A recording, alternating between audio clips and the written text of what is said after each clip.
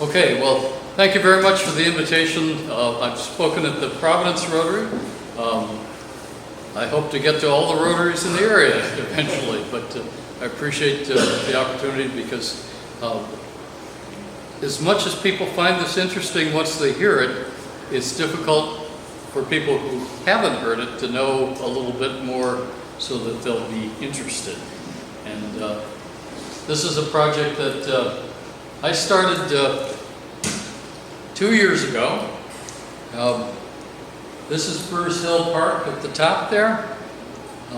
I live at the right-hand corner there. I listened to Tim at the end of Sunday night with the Quahog Festival announcing that the lobsters are now on sale. Okay, I can hear him from inside my house, so that's how close I live to Burrs Hill. Would you come to buy any lobsters? Well, yeah, sometimes I try to run over there, but by the time I get there, they're gone.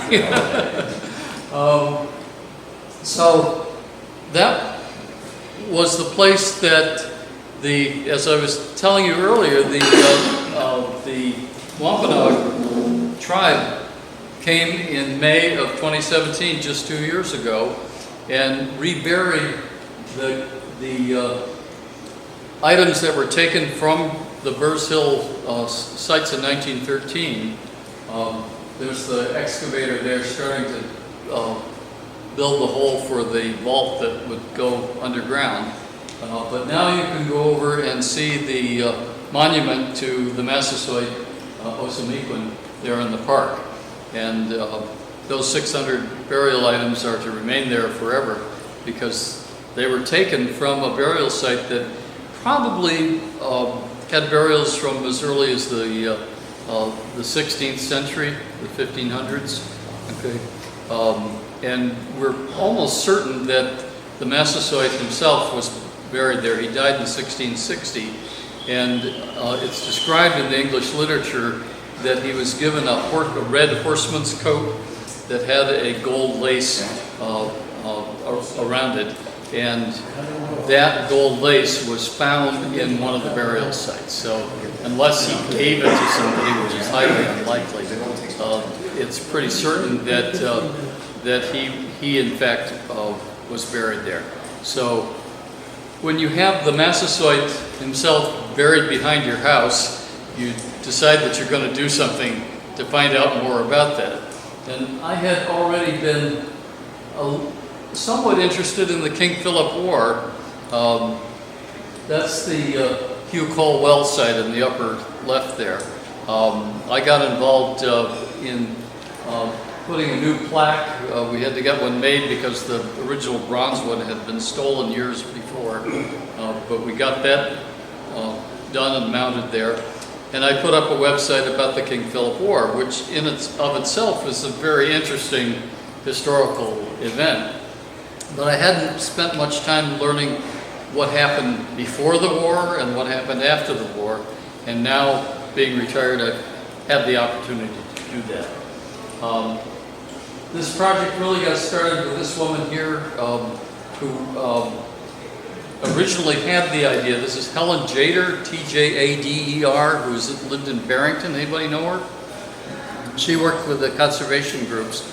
And she thought that this would be an ideal place to preserve the land that was here 400 years ago, and to honor the Massasoit and his people who were here, and that we should do something to create a heritage area, Sowams heritage area. Sowams, of course, is the name given to the Massasoit's home.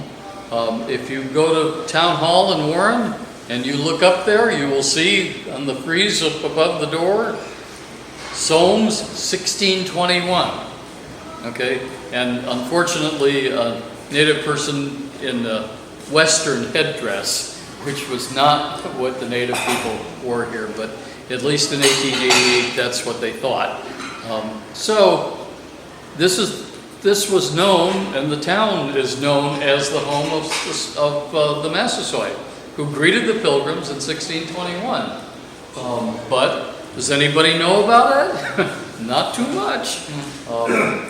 So what I've learned, I'll give you a brief description. This is the map that Tom Bicknell did in 1906 of the native territory. Where we're sitting had a different name, named by the native people here. This was a small part of the whole territory here that the Pokanoket tribe, you all hear Wampanoag, right? We all hear about the Wampanoag natives. Well, Wampanoag is a nation, it's not a tribe, and it was a name that wasn't assigned to the native people until after the King Philip War. In fact, the first instance was about 1702, where the name Wampanoag first appears in the literature. Prior to that, this was known as Pokanoket land. And if you look at any map prior to 1700, it says Pokanoket. You will not see the word Wampanoag, okay? So I wanted to get to know who these Wampanoag people were. Even though this map down here says Wampanoag, and we know about the Narragansetts, the Massachusetts, the Nipmucks, and of course the Pequots, who now have their casino and museum down there, but who's ever heard of the Pokanokets, okay? Even though that was the tribe that the Massasoit was, you know, you can't say he was a king or a ruler. He wasn't, they didn't, the government then was not the same as what we think of government. It was done by agreement. They would have councils, people would come together and in a much more democratic fashion decide various things that needed to be done among the chiefs of the 31 tribes. That model, by the way, in the Seneca tribe in New York State, became the model for U.S. Congress, okay? We adopted a lot of native ways when we formed our government, primarily because the English were seeing a different way of doing business than having a king with absolute rule and everybody going to war, okay? 10,000 years people have lived here, okay? Right around here, okay? Long before the pyramids were built in Egypt, okay? Long before, in a lot of ways, before Rome, and, you know, I was just in Athens, you know, all of that civilization, there were people here, okay? Living quite successfully. And then, people from England decided not to just come and trade. That was the first set of ships that came here in the 1500s, was to trade for furs and fish and wood and other things that they could get. But what was unique about 1620 was that was the first time that anybody came here with women and children with the intention of staying here, okay? And when the Massasoit and his people saw that happening in Plymouth, they knew something was up. What had just happened prior to 1621, in fact, between 1616 and 1619, something terrible happened to the people who were living in this area, particularly along the coast. Anybody know what that is?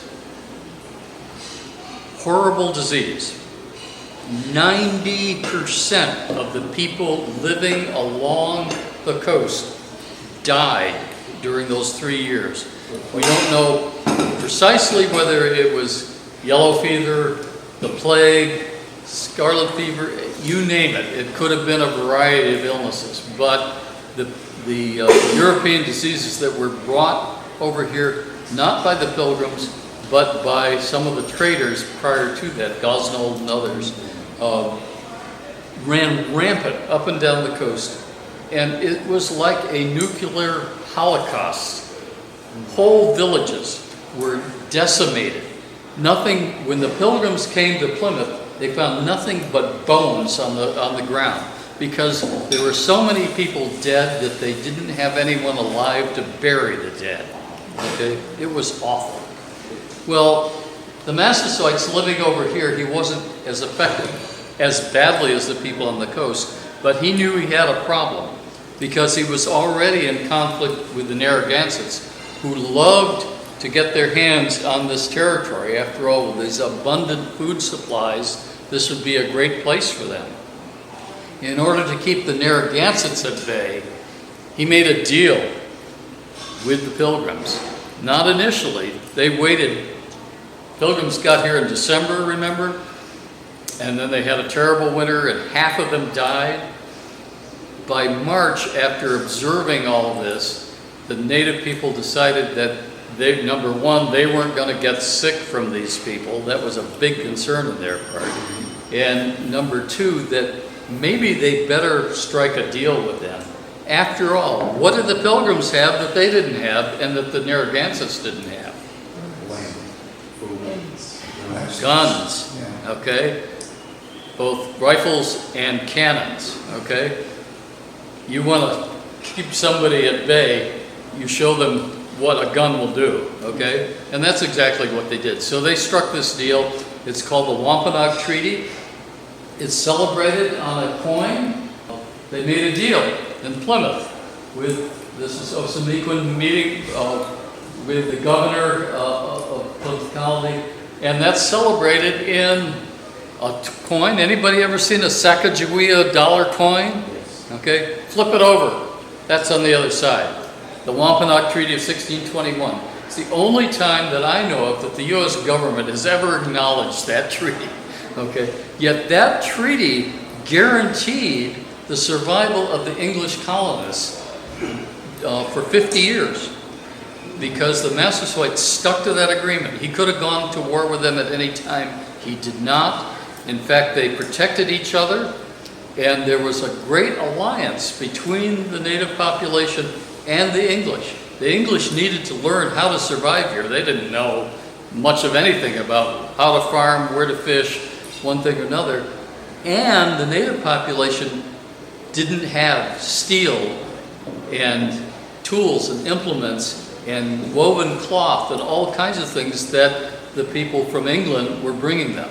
So it was a great alliance. And even though the cultures never really merged, there was a real hand-in-glove relationship between the two of them for half a century.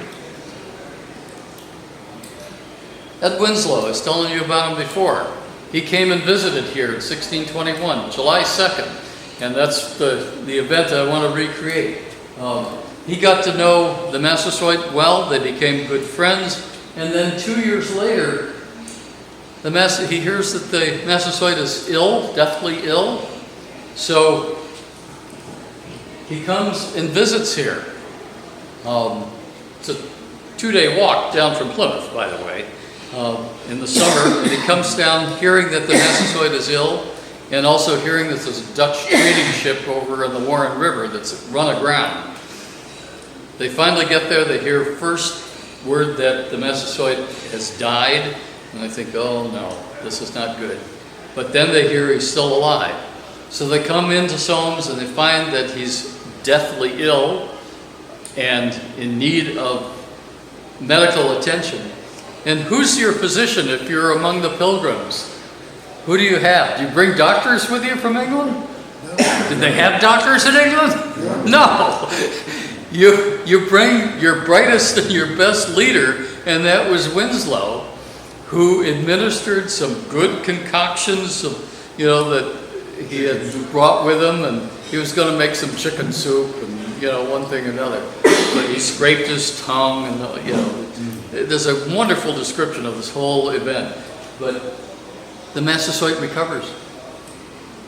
He's no longer blind. He recovers his eyesight.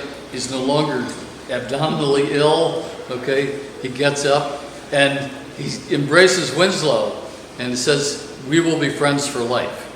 That was a historically significant event, okay, because that guaranteed that relationship despite all the other troubles. So what did this area look like? I don't have pictures from 1620, 21, so I took a Google map and I erased all the towns, and here we are. That's the Tyler Point up in the upper right, okay, with a few native villages there, okay, and that's Warren down below.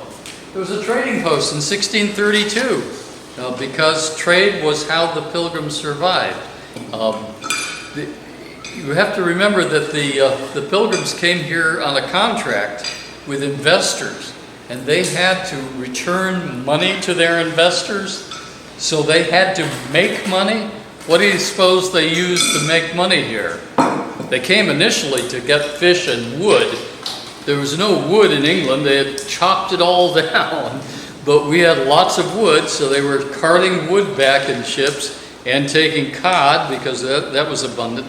But the thing that made the most money was fur. Right. And they traded all the way up into Maine with that.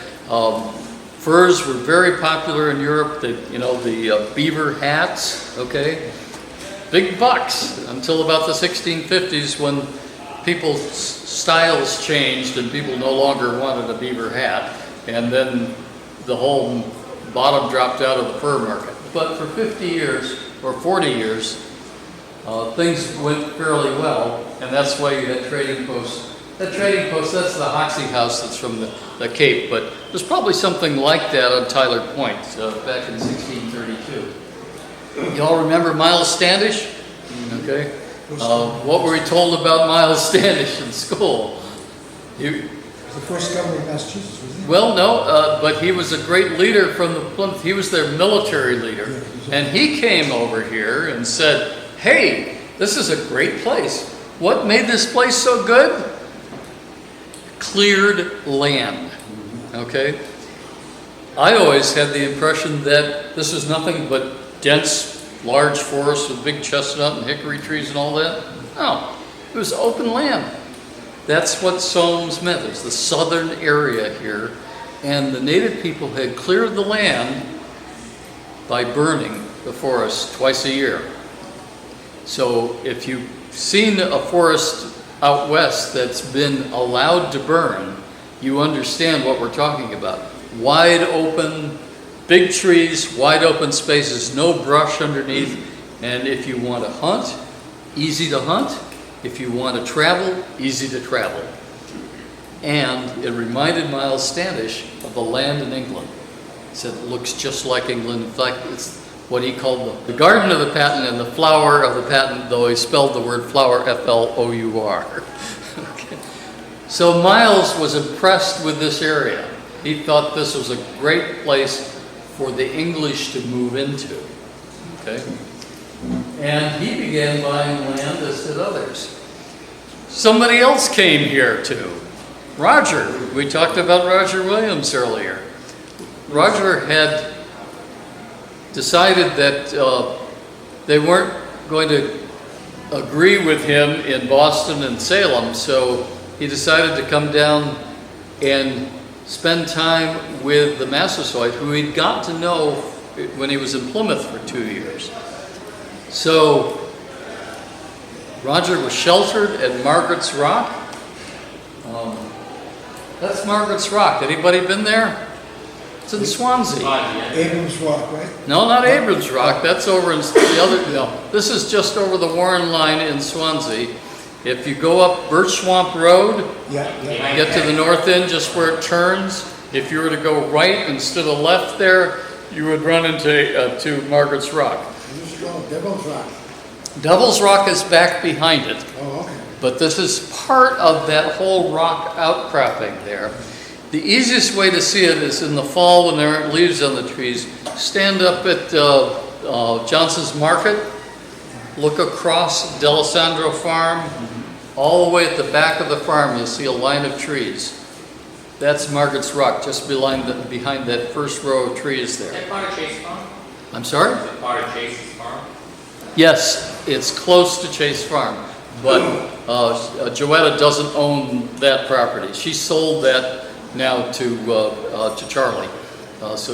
And Charlie's been very good about letting us go on hikes there, and we've taken a number of groups to Margaret's Rock. But Margaret's Rock was really what's responsible for Providence. If Roger Williams hadn't survived that 14-week period of time in the winter of 1636, Providence never would have happened. Okay, plain and simple. So where did Roger go after his recovery here? he went to East Providence, which of course was not East Providence at the time. It was actually part of the Rehoboth Purchase several years later, but it was native territory at the time, and he settled at Omega Pond. Anybody been to, if you look at this marker way back there along Roger Williams Avenue, if you missed it, welcome to the club. I did too, and everybody else says you can't see the damn marker, it's so far away. So we're going to get an interpretive sign right next to the street. So it'll tell people that's where Roger Williams and his followers stayed initially, long enough to plant and get ready for the first season's harvest until he hears word from Plymouth, you're in our land, you've got to leave. So he had to remove from the area, and that's when he took the canoe trip across the Seekonk River, landed at Slate's Rock that we talked about earlier, and founded Providence. Okay, but that's an important piece of history, and very close to Roger's landing site at Omega Pond are the two houses at the bottom. This is the Daggett House from about 1680.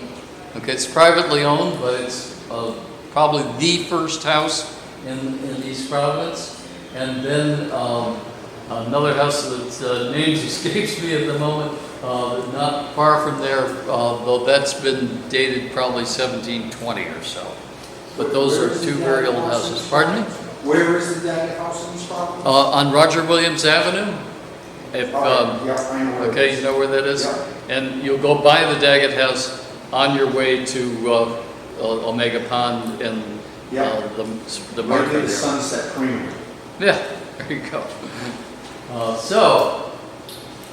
Now we celebrate Roger downtown because he ended up building Providence. If you haven't been to the Roger Williams Memorial, and I hadn't gone for many years, if you go inside there, they have this great painting that someone did, Gene Blackburn did probably 30 years ago or so. But it shows what Providence likely looked like at the time that Roger was there. And you'll see the Great Salt Pond there, which is now reduced to where they do water fire. Okay. And then this hill across there, okay, that's where the State House is now. Okay. Smith Hill, all right? And then here's Newtoconachet Hill at the back. Anybody been to Newtoconachet Hill? I never heard of the place. Yeah, right. It's the western boundary of Providence. Okay. Are you sure that's not the Mount Bridge? Pardon me. Yeah. And Newtoconachet was a meeting place for the four tribes: the Massachusetts, the Pokanoket, the Nipmuc, and the Narragansett tribes would meet there. So it's a significant place. But that was given to Roger. He said, you can have the land to the east of here. And that's how we got Providence. And I never understood how Providence was laid out until I saw that picture. Finally figured out He what... purchased the land from the Indians, though. Well, you know, this is interesting. People often ask about, well, you know, they bought it for, 24 shillings and, a blanket or something of that sort. The way, first of all, Native people did not understand anything about property.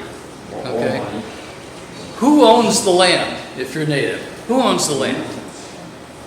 Nobody? God. Okay? The land is for everyone. Who owns the animals there that you hunt and fish? God.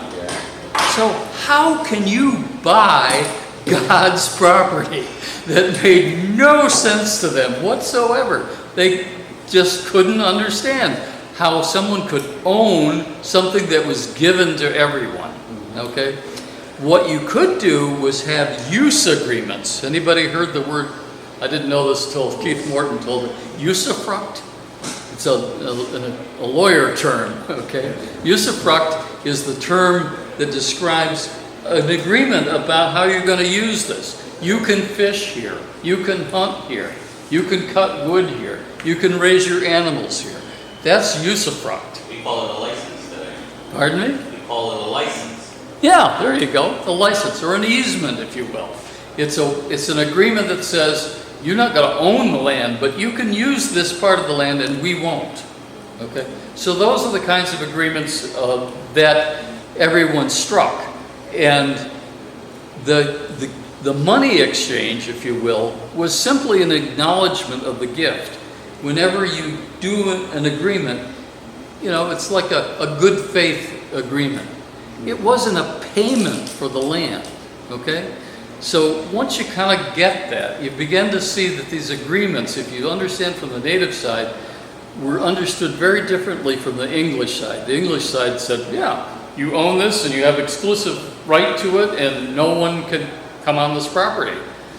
Do you suppose that led to some problems? Yes. Yeah, a whole lot of problems. And in particular, when you have, you know, the other strange thing about the English, they had animals that they owned and raised and fed and slaughtered. Did the native people do that? No. They did wild. Yeah, you go, you hunt an animal, okay, you fish for food, but you don't own and raise animals? So here the English come with cows and pigs and chickens, okay? Goats. Who are these animals? They didn't, you know, they'd never seen animals like this before, and they didn't understand that these weren't to be hunted. Well, if you see a cow out in the field and you're hungry, what do? You shoot it. Okay, well, if you're native, you shoot it, okay? Or, you know, either with a gun or a bow and arrow. That's how you get meat, okay?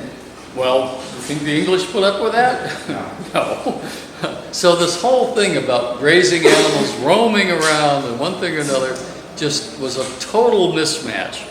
And that went on for most of those 50 years with that agreement, often settled in court and one thing or another, but that became the basis for a lot of the misunderstandings.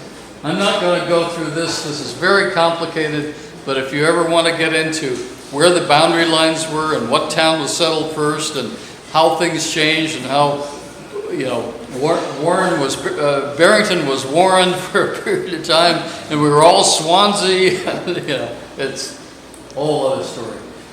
1643, who comes down here? A group from Weymouth, okay?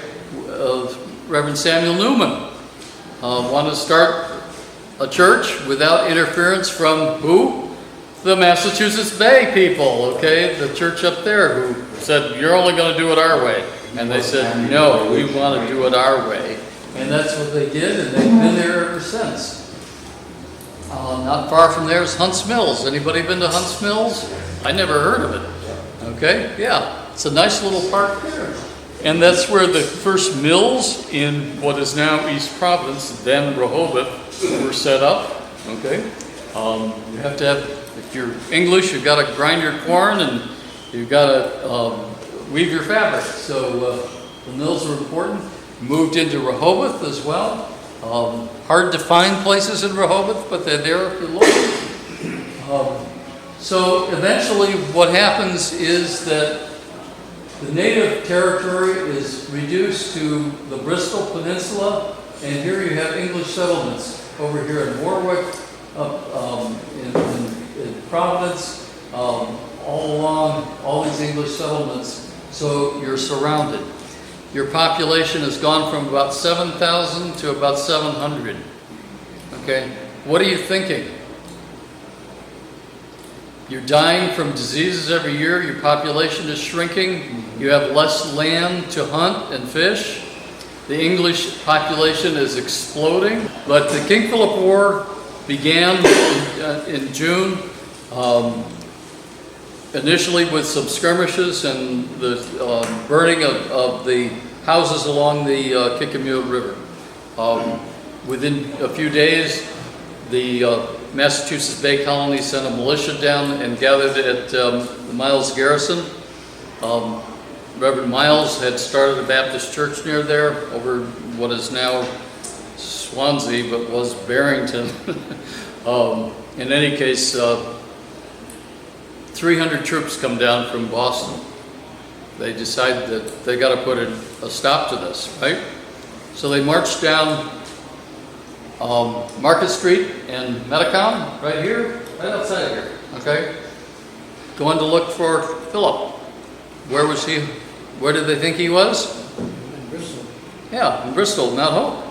Okay, they get there, he's gone. Okay, well, he knew from his scouts long before the British even decided to move that that's what they were going to do. And where does he go? Across the river, over to Portsmouth, and then to Tiverton. Okay, and Wiedemo, who was the tribal leader there, shelters him. Meanwhile, Church comes down, finds the village over here at Mount Hope and burns it, but there's not much really there to do. They end up kind of giving up, and they wanted to build a fort there. It was a crazy idea. Meanwhile, you got Philip taking off, heading up toward northern Massachusetts, okay, and engaging other tribes in the war, where they began burning village after village after village. 25 towns completely burned to the ground, and others destroyed. Hundreds of places. And the native colonists who fled either went to Boston or north. Some of them went back to England. A lot of them went down to Newport because that wasn't Pokanoket territory down there. And that war went on for 15 months. I won't go into all the details. There's a whole history of the war. But essentially, it wasn't until the spring of '76 when Philip began running out of food and ammunition, okay, and couldn't engage. He tried to engage the Mohawks from New York to come and help him. They turned on him and started killing his men. Things were pretty much on the downhill slide at that point. Benjamin Church, who was living at Little Compton originally, had come to take care of this problem and started adopting the native ways. You know how the English fight, you know, stand, march, load, shoot, you know, stand, march, load, shoot, you know. Is that what the native people did? No. No. They were guerrilla warfare. They were in the trees and, you know, shooting, you know. So what did Church do? Let's start fighting like the natives. Okay, and when he did that, he eventually prevailed, and they chased Philip down here to Mount Hope and ended up, as we said earlier, shooting him in the Myrie Swamp. You can go to the place that's on Mount Hope Farm. If you get permission to walk around there, you'll find the marker there. So that ended the war. What did that mean for the native population? We're down to just a few hundred people at that time. They had to do anything to survive. Right. Well, if you were involved and implicated in the war, you were shot on sight. Okay. If you weren't shot, you were enslaved, and many of them sent to Barbados, because if you're a native person and you're enslaved here, what can you do? Can you escape? Sure you can. Just wait till the middle of the night and take off. And you know exactly where to go, and you know the tribes that'll shelter you, okay? Not a big problem. Well, if you want to enslave a native person, what do?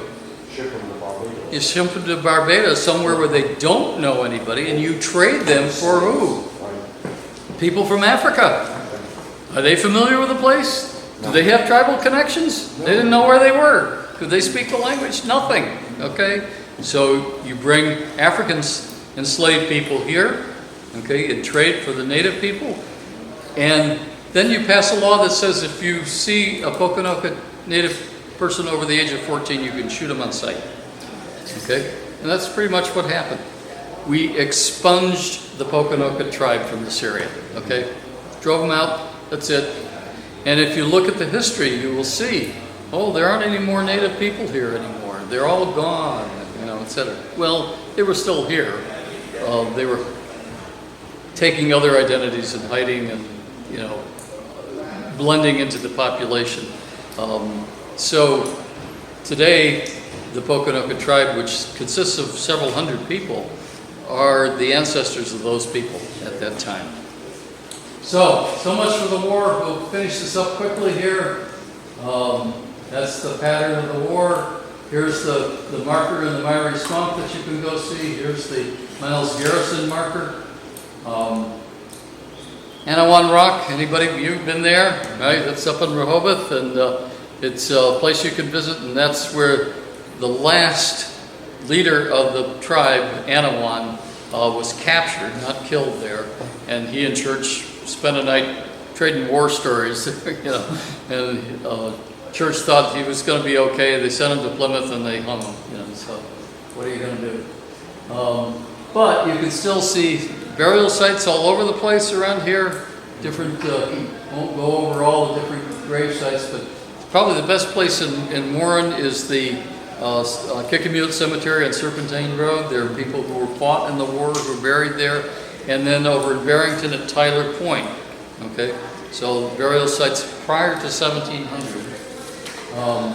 You go up in East Providence, you'll find Brigham Farm, which is an open space. Over here in Tawisset, who's from Tawisset? All right, you know Byron Key? Yeah. Key Farm? Yeah. Yeah, you have to know.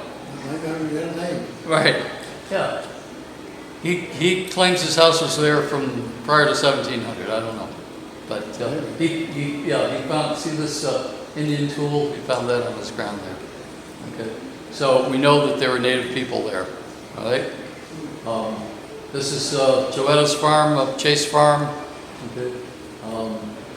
Nice places. A lot of nice places around here, and we're looking at identifying all those places. Been up on Market Street. How am I doing time-wise? I've got to wrap up here in the next 5 minutes. Across from Johnson's Market, you'll see a large boulder there. Okay, so kids have painted some signs on it and stuff. Okay, what is that boulder? Well, if you talk to a geologist, they'll tell you it's a glacial erratic.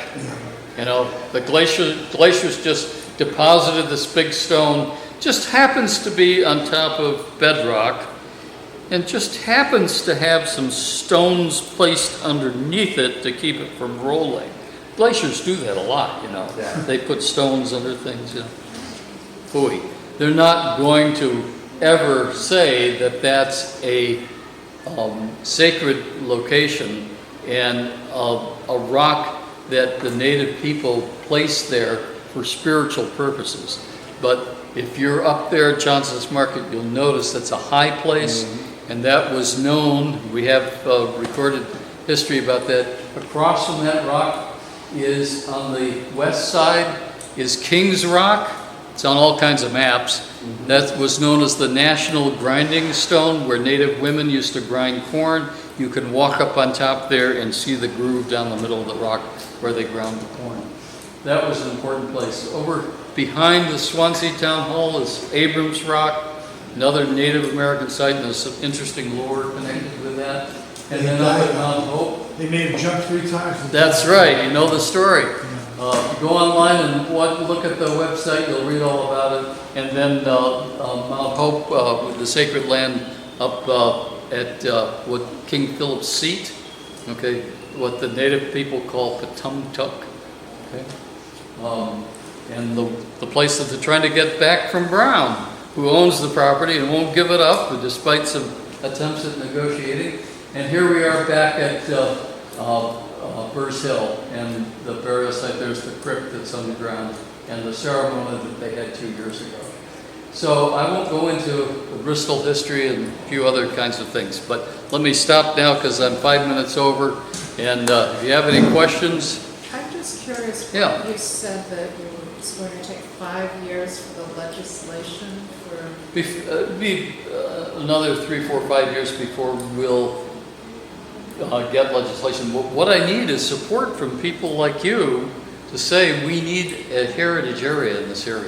So how do we do that? What do you... Well, once the bill has been drafted, then I'll contact you and you're going to get a hold of your state legislators and say, we want you to support this. And they go to Congress and in the House, and David Cicilline and others will introduce a bill. Generally, those bills pass simply because they're not expensive. They're good feeling bills. They're good, exactly, right. So what's- Business people love them, What's yes. causing a 3 to 5 year wait? I have to build support. You're the first ones to hear about this, right? I don't know. Until a lot of people have heard about it, they're not gonna know. What are you talking about, Sowams Heritage Area? Consider it to be the prime area for a heritage area. I'm sorry? Primary What would you location. consider a prime area to be a heritage area? One that has a lot of smaller historic locations, but Most of this area would be Yeah. all of it. if you look, open up the brochure, 52 sites, okay? Nothing big, you know? But all of these sites constitute a heritage area between Bristol and So it Providence. can be more than one site. Oh, it's many sites. Well, Yeah, a yes. heritage area includes many sites. And what you do is like the Blackstone Valley, you put out a map and you say, you can find this here, this here, The this here, Freedom this Trail here. in Boston, yeah. Yeah, it's a trail, if you want to think of it. And they're still creating them. They just did one down in the Chesapeake Bay area. So So- what can we do in the interim to? Well, I'm looking for support for a marker, particularly the one at Knockham Hill in Barrington. I need somebody to pay for that, and I can have 5, 6, 7 people invest in that. They're about $1,500 a sign, so you know you get. A marker to get this project kicked off? Well, the markers put a physical presence to a Sowams Heritage Area. Up to now, the only thing that people have to look at is a brochure and a website, but there's nothing physical out there. So soon we'll have markers at Burrs Hill and one in front of the First Congregational Church in Bristol. That got approved. I'm just waiting on funding from the University of Roger Williams University.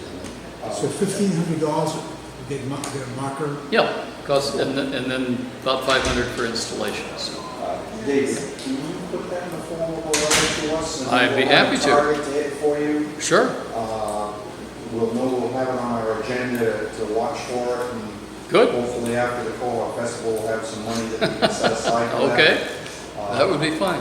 I'm working, the Barrington sign at Knockham Hill. You all know where Knockham Hill is? You all know where Fort Town Farm is.